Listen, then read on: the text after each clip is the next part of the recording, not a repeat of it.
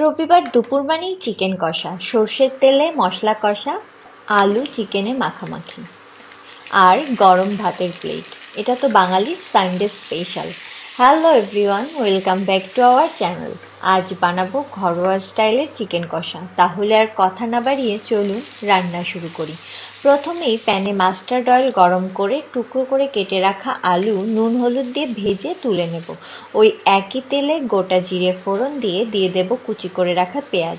পেঁয়াজটাকে গোল্ডেন করে ভেজে নিয়ে দিয়ে দেব টুকরো করে রাখা টমেটো। হালকা নেড়ে দিয়ে দেব পেঁয়াজ বাটা আর আদা রসুন বাটা। সব কিছু ভালো করে মিশিয়ে নিয়ে দিয়ে দেব নুন, হলুদ, লঙ্কা গুঁড়ো, জিরে গুঁড়ো আর ধনে গুঁড়ো। সব কিছু ভালো করে কষিয়ে চিকেনের টুকরোগুলোকে দিয়ে ভালো করে মিশিয়ে নিয়ে মিডিয়াম ফ্লেমে চাপা ঢাকা দিয়ে কিছুক্ষণ রান্না করব। ঢাকনা তুলে ভেজে রাখা আলুগুলোকে দিয়ে আরও কিছুক্ষণ রান্না করে ফোটানো গরম জল দিয়ে দেব।